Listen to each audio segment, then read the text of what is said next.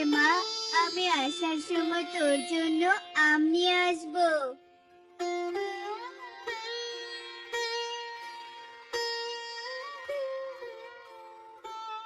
শোন টোনা, এই আমগুলো গিয়ে পাশের বনে পৌঁছে দিয়ে আয়।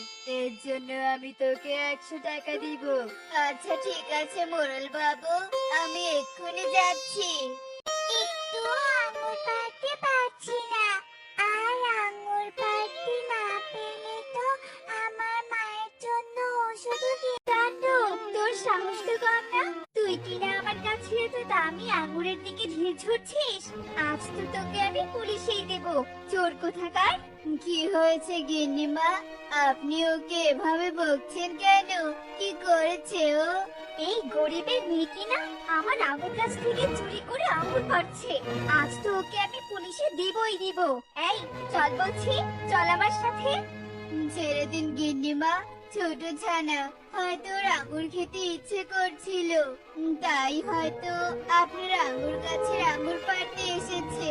তাছাড়া দেখুন, ওর হাতে একটু আঙ্গুর নেই। ওর হয়ে আমি আপনাকে বলছি, ও আর কখনো চুরি করবে না। ঠিক আছে, এত করে যখন তুই বলছিস, তাহলে আমি ওকে ছেড়ে দিচ্ছি। তবে হ্যাঁ, আর কখনো যদি আমার আঙুর গাছের ধারে কাছে আসিস, তাহলে আমি কিন্তু তোকে ছাড়বো না, এই বলে দিলাম। কি রে মা, তোর বুঝি খুব আঙ্গুর খেতে ইচ্ছে করছে তাই না? তা তোর বাবাকে বললেই তো তোকে আঙ্গুর কিনে দিবে। এভাবে অন্যের জিনিস চুরি করা যে অনেক বড় অপরাধ রে মা। আমি ইচ্ছে করে চুরি করতে আসিনি আঙ্কেল, আমার মায়ের যে খুব জ্বর, আর আমার বাবাও বেঁচে নেই, তাই টাকার অভাবে মায়ের ওষুধ কিনতে পারছি না। জানো আঙ্কেল, ইগলি মাসিকে কত করে বললাম আমাকে কিছু টাকা ধার দাও, কিন্তু ইগলি মাসি আমাকে তাড়িয়ে দিল। তাই তো আমি আঙুর পেড়ে আমার মায়ের জন্য ওষুধ কিনতে চেয়েছিলাম। এইটুকু বয়সে তুই তোর মায়ের জন্য এত ভাবছিস রে মা, তোর কথা শুনে খুব খারাপ লাগলো। তবে জীবনে যত বড় বিপদে পড়িস না কেন, কখনো অন্যায় ভাবে রোজগার করবি না। এই নে রে মা, এই 200 টাকা নে, আর তোর মায়ের জন্য ওষুধ কিনে নিয়ে যা, কেমন? তুমি খুব ভালো আঙ্কেল, তোমাকে অনেক ধন্যবাদ। আর আমি তোমাকে কথা দিচ্ছি, আমি আর কখনো চুরি করব না। সোনা, এই টাকাগুলো মোড়ল বাবুকে দিয়ে দিবি। কি আমি কি দেখছি, এতগুলো ভালো ভালো আমের মধ্যে এই একটা আম এমন রং করা কেন? ও বুঝেছি, ইগল দাদা চালাকি করে একটা রং করা আম দিয়েছে, কিন্তু তার চালাকি তো আমার চোখে ধরা পড়ে গেছে। এই নে টোনা, টাকার সাথে আমটা ইগল দাদাকে দিবি, কেমন?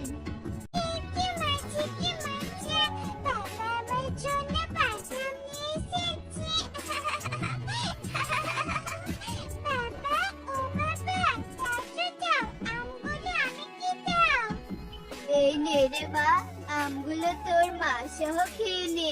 আমি এই রং করা আমটা মোড়ল বাবুকে দিয়ে আসছি। না না, তুমি আমাকে অন্য কারো হাতে তুলে দিও না, আমি তোমার মতো ভালো মনের পাখির কাছে থাকতে চাই। এ কি, আমি কি দেখছি?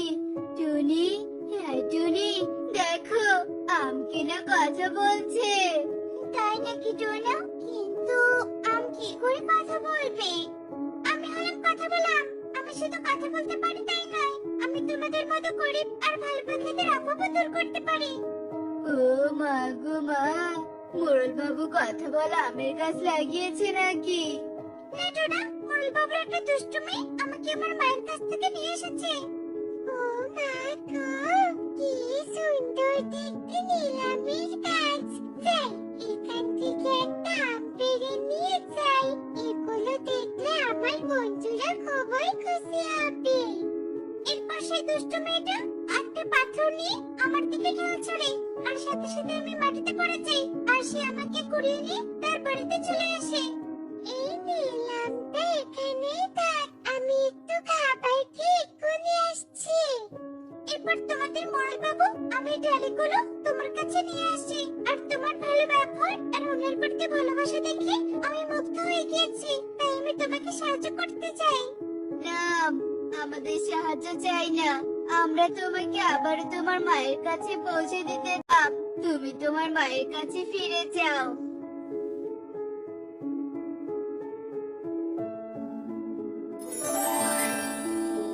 আমার সন্তানকে আমার কাছে ফিরিয়ে দেওয়ার জন্য তোমাকে ধন্যবাদ। এটা একটা জাদুই চারা গাছ। এই চারা গাছ বাড়িতে গিয়ে রোপণ করার সাথে সাথে এটা অনেক বড় একটা গাছে পরিণত হবে।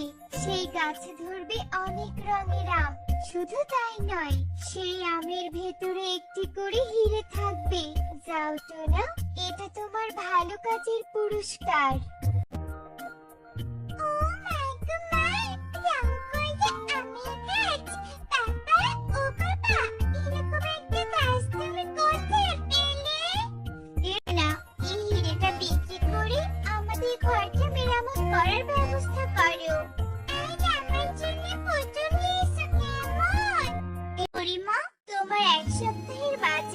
সৃষ্টিকর্তা তোদের বাঁচিয়ে রাখো রে মা। তোরা এই গরিব বৃদ্ধার খুব উপকার করলি। কি ব্যাপার, হঠাৎ করে এরা এত ধনী হয়ে গেল কি করে? সামান্য একটা অটো চালিয়ে ধনী হয়ে যাওয়া এত সহজ নাকি? না না, এদের ভেতরে নিশ্চয়ই কোনো রহস্য লুকিয়ে আছে, আর সেটা আমাকে জানতেই হবে। বিক্রি করে পাশের বনে সাহায্য করতে যাবে টোনা। সবই সম্ভব হয়েছে ওই জাদুই আম গাছের জন্য। তার মানে ওই রং বেরঙের আম কোনো সাধারণ আম নয়, ওই আমের ভেতরে হিরে পাওয়া যায়। এক্ষুনি আমি সবগুলো আম চুরি করে হিরে নিয়ে যাব।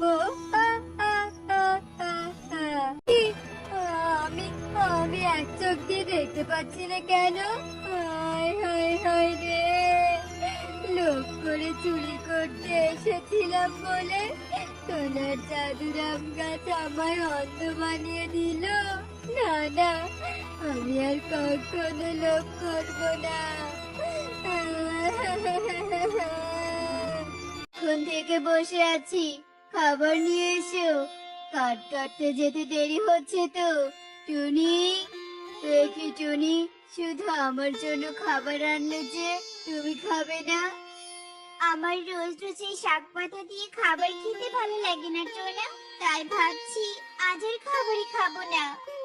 টুনি, আমাকে ক্ষমা করো, আমি তোমাকে ঠিক মতো খাবার এনে দিতে পারি না। আমি ব্যর্থ স্বামী, আমি তোমাকে সুখে রাখতে পারছি না। টোনা, এভাবে বলো না, এসব শুনতে আমার খারাপ লাগে। তুমি খাবার খেয়ে নাও টোনা। বিধাতা যে কেন আমাকে গরিব বানালো, হে বিধাতা আমাকে সাহায্য করো। টুনি, যদি কখনো আমি গরিব থেকে সচ্ছল হই, তাহলে তোমাকে অনেক সুখে রাখবো, তোমাকে একটুও কষ্ট পেতে দিব না। টুনি, কষ্ট হলেও একটু খাবার খেয়ে নিও। আমি আজ ফেরার পথে মহাজন দাদার কাছ থেকে অগ্রিম টাকা নিয়ে তোমার জন্য একটা বড় মাছ কিনে আনবো। এখন আমি আসি কেমন? তুমি সাবধানে থেকো। অনেক কাট কাটবো যাতে মহাজন দাদা আমার কোনো ভুল ধরতে না পারে, আর আমি টাকা চাওয়া মাত্রই দিয়ে দেয়। না না, আর দেরি নয়, শুরু করি কাট কাটা। মহাজন দাদা, এই দেখো, আজ অনেক মোটা মোটা কাঠ কেটে এনেছি, আর প্রতিদিনের চেয়ে আজ অনেক বেশি কাঠ কেটে এনেছি। সেটা তো আমি দেখতেই পাচ্ছি, এতে বলার কি আছে? এই নে 200 টাকা, তোর আজকের পারিশ্রমিক। দাদা, বলছিলাম কি, আজ তো বেশি আর মোটা কাঠ কেটেছি, তাই বলি কি আজকে কয়েকটা টাকা বাড়িয়ে দিলে খুব ভালো হতো। বললে যেন টাকা পাওয়া যায়, তাই না? তোকে কি আমি বলেছিলাম বেশি আর মোটা কাঠ কেটে আনতে? যা পেয়েছিস তাই নিয়ে চলে যা, তোকে আমি আর একটা টাকা বাড়িয়ে দিতে পারবো না। দাদা, টাকা বাড়িয়ে না দাও, কিন্তু দয়া করে 2 দিনের কাজের টাকা অগ্রিম দাও। আমার অনেক টাকার দরকার দাদা। এই বাচ্চাটাই, এত টাকা টাকা করছিস কেন? তোর খুব পাখা গজিয়েছে দেখছি। কাজ হারাতে চাস নাকি বলতো? দেবো নাকি কাজ থেকে বের করে? না না, দয়া করে কাজ থেকে বের করে দিও না। আর টাকা চাইবো না আমি চললাম। মহাজন দাদা আমার দুঃখ একটু বুঝলো না। কত করে বললাম, তবুও টাকা দিল না। টুনিকে সকালে বলে এসেছিলাম বড় মাছ কিনে নিয়ে যাব, কিন্তু এই টাকার তো ছোট মাছও কিনতে পারবো না। তাহলে বড় মাছ কিনবো কি করে? যাই, তবুও বাজারে দেখি বাকিতে কোনো মাছ পাই কিনা। এই দেখো টুনি, আমি কত বড় একটা মাছ নিয়ে এসেছি। হায় হায়, এত বড় মাছ কিভাবে কিনে আনলে? তোমার কাছে তো কোনো টাকা নেই। আমার কাছে টাকা নেই তো কি হয়েছে, বাকি নিয়ে এসেছি। নাও, আর কথা না বাড়িয়ে মাছটা নিয়ে গিয়ে রান্না করো তো। বড্ড ক্ষুধা লেগেছে আমার। টনি, কাঠ কাটতে কাটতে দুপুরে আমার বড্ড ক্ষুধা লাগে গো। ঘরে কিছু হবে বনের গভীরে নিয়ে গিয়ে দুপুরে খাওয়ার মতো? ঘরে সামান্য পরিমাণে মুড়ি আছে, তুমি দাঁড়াও, আমি এক্ষুনি নিয়ে আসছি।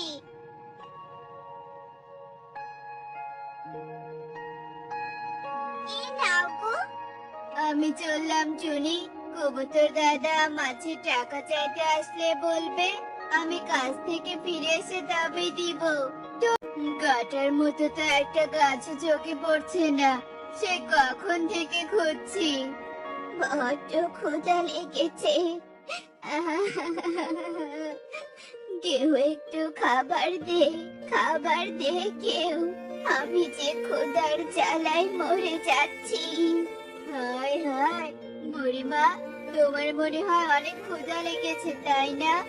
এই নাও বুড়িমা, এখানে মুড়ি আছে, খেয়ে নাও।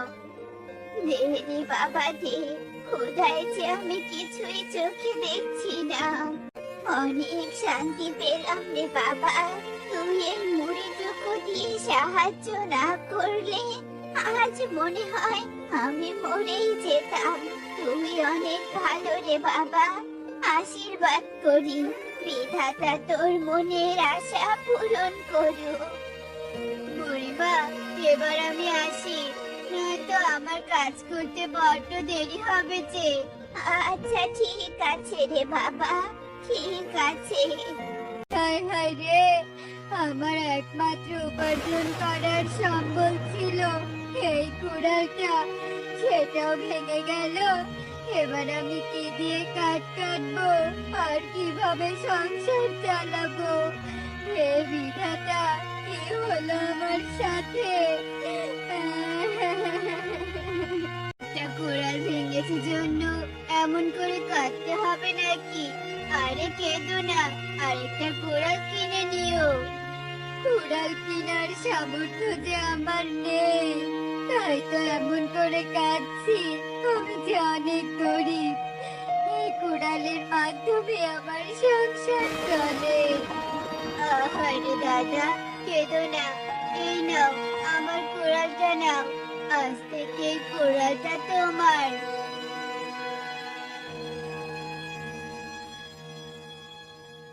সত্যি বলছিস তো না? আমি তোর ওপর অনেক খুশি। আশীর্বাদ করি বিধাতা তোর ভালো করুক। কিন্তু তুই যে কুড়ালটা আমাকে দিলি, এবার তুই কাঠ কাটবি কি করে? আমাকে নিয়ে চিন্তা করো না দাদা, তোমার আশীর্বাদ তো আমার কাছে আছে। আমার একটা না একটা উপায় হয়ে যাবে। যাও দাদা, গিয়ে কাজ করো। আমি চললাম আমার মহাজনের কাছে। সোনা, তুমি এত তাড়াতাড়ি বাড়িতে ফিরেছি, আর তোমাকে এমন দেখাচ্ছে কেন? কি হয়েছে? শরীর খারাপ নাকি তোমার? না টুনি, শরীর খারাপ নয়, বরং ইগল দাদা আমাকে কাজ থেকে বের করে দিয়েছে। কেন টোনা, কেন কাজ থেকে বের করে দিয়েছে? তুমি কি করেছো? কি করেছি শুনতে চাও? শোনো তবে। ইগল দাদা তো বেশ করেছে। কেন তুমি গরিব হয়ে একজন গরিবকে সাহায্য করবে? জানো না সামর্থ্য অনুযায়ী সাহায্য করতে হয়।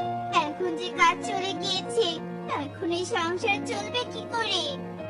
জনি, আমি কি ভুল শুনছি? তুমি আমাকে এসব বলতে পারো না। আমি সব বলতে পারি। তোমাকে বিয়ে করা আমার ভুল হয়েছে। তোমার সংসারে এত অভাব আমি জানি, কখনোই আমি তোমাকে বিয়ে করতাম না। এখন সমস্যা আমাকে ফেললে। আমার দিকে একটু চোখ তুলে তাকাও বিধাতা, চোখ তুলে তাকাও। এই যে পাখি, আমাকে একটু সাহায্য করো। আমার এই বাঁধনটা দয়া করে খুলে দাও। এই পাখি, সাহায্য করো না, আমার অনেক কষ্ট হচ্ছে। কে কি কে কে কে কে তুমি? আর তোমাকে এভাবে কে বেঁধে রেখেছে? আমি হলাম মেঘ। আমাকে এক দুষ্ট তান্ত্রিক এখানে বেঁধে রেখেছে আর গুরু মাতাকে ডাকতে গিয়েছে। এই রশিটা জাদুই রশি। এই রশি থেকে আমি মুক্ত হতে পারছি না। আমাকে দয়া করে মুক্ত করো, নয়তো ওই তান্ত্রিক অন্যায় ভাবে আমার ক্ষতি করবে। না না, কেউ তোমার ক্ষতি করতে পারবে না। আমি এক্ষুনি তোমাকে মুক্ত করছি। তোমাকে অসংখ্য ধন্যবাদ আমাকে মুক্ত করার জন্য। আমাকে বলো তো টোনা, তোমার কি হয়েছে? তুমি একটু আগে এখানে বসে কাঁদছিলে কেন? সে অনেক কাহিনী মেঘ, অনেক কাহিনী। তুমি যখন শুনতে চাচ্ছ শোনো তবে বলি। টোনা মেঘকে তার সাথে ঘটে যাওয়া সব ঘটনা খুলে বলে। সব শুনে মেঘ তার চোখ বন্ধ করে আর কিছুক্ষণ পর খুলে বলে, তুমি যা বললে সব সত্য। আমি চোখ বন্ধ করে তোমার অতীতের ঘটনা সব দেখে এলাম। তুমি অনেক গরিব, তবে ভালো সাহায্যকারী আর সৎ পাখি। তোমার সব কথা শুনে আমার অনেক কষ্ট লেগেছে, তাই তোমাকে এই সোনার বাড়িটা উপহার দিলাম। এই বলে মেঘ জাদু করে সেখানে একটা সোনার বাড়ি প্রকট করে। এই সোনার বাড়িটা জাদুই।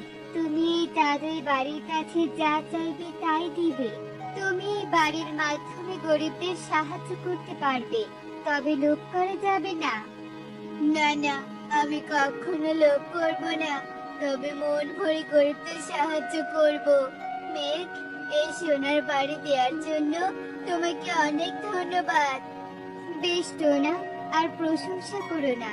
এবার আমি চলি, আমাকে আবার ওই তান্ত্রিককে শাস্তি দিতে হবে। চলে গেল?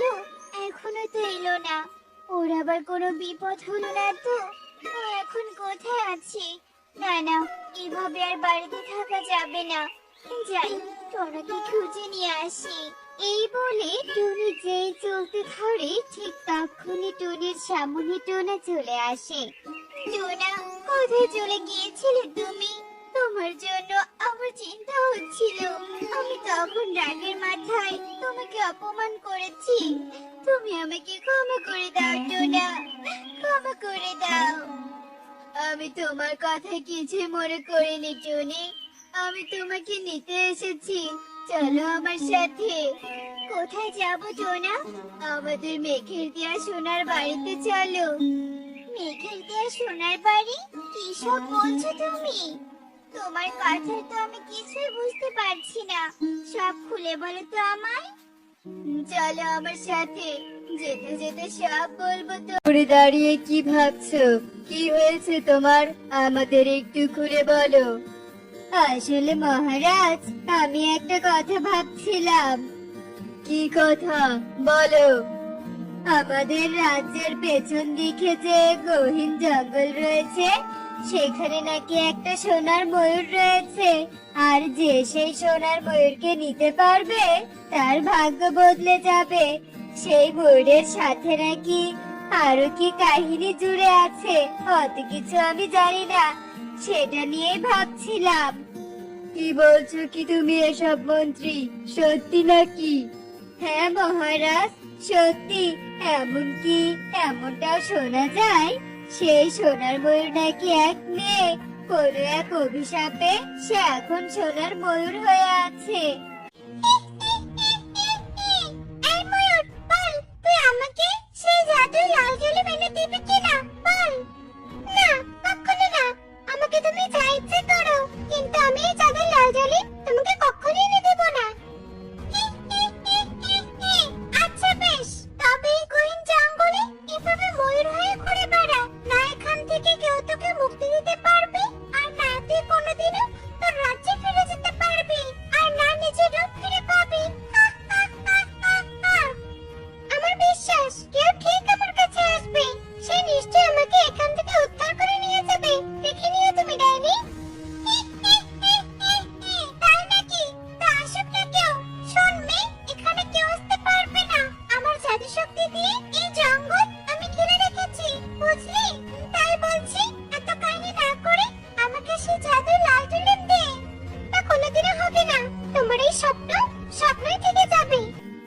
শোনো শোনো শোনো, মহারাজ আসছেন রাজ্য পরিদর্শন করতে।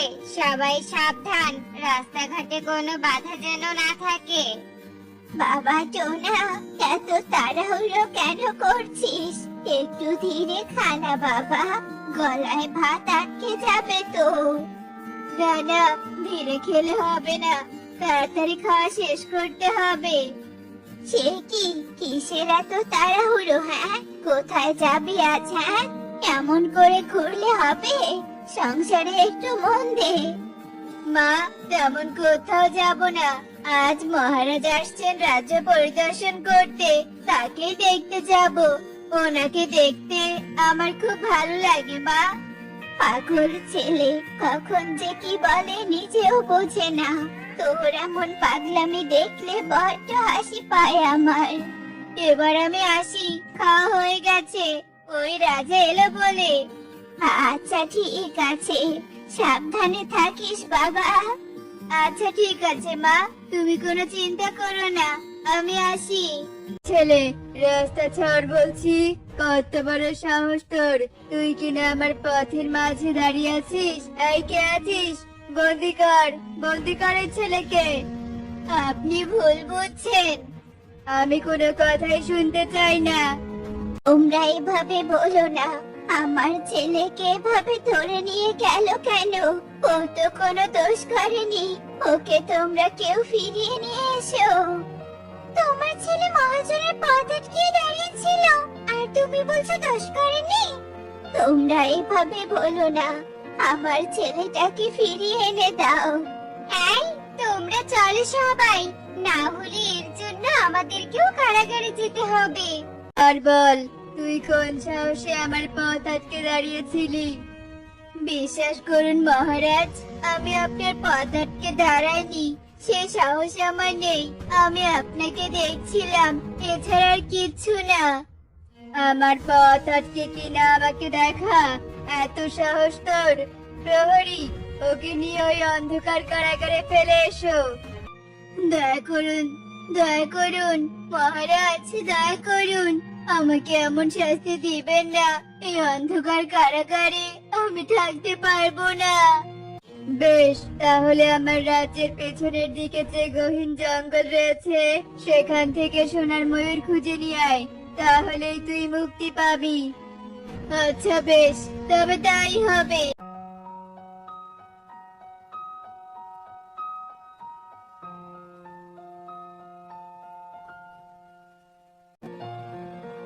সেই কখন থেকে হাঁটছি, কিন্তু এখনো জঙ্গলে পৌঁছতে পারলাম না। যাই, একটু বড় গাছটার নিচে গিয়ে বসে পড়ি।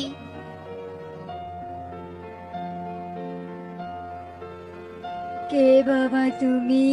এখানে কেন এসেছো? আর এই জঙ্গলের দিকে কোথায় যাচ্ছো?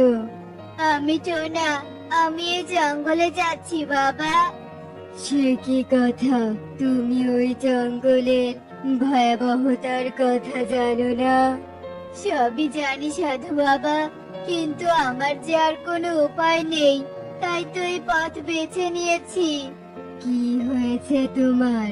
আমাকে খুলে বলো তো। বুঝতে পেরেছি, আর আমি এও বুঝতে পেরেছি তুমি অনেক ভালো। তাই আমার 100 বছরের সাধনা করে পাওয়া একটা ময়ূরের পাখা তোমায় দিলাম, যা দিয়ে তুমি নিজের আর ওই রাজকুমারীর প্রাণ বাঁচাতে পারো। রাজকুমারী এখানে? রাজকুমারী আবার এখানে কোত্থেকে এলো? তুমি যে সোনার ময়ূরের কথা বলছো, আসলে সে একজন এই রাজ্যের রাজকুমারী। তোমার তাকে বাঁচাতে হবে। এক ডাইনি তাকে জঙ্গলে বন্দি করে রেখেছে। এই নাও, এই ময়ূরের পাখা। আপনাকে অনেক ধন্যবাদ বাবা, আমি তাহলে এবার আসি। এরপর টোনা সেই ময়ূরের পাখা নিয়ে সোনার ময়ূরের কাছে পৌঁছে যায়।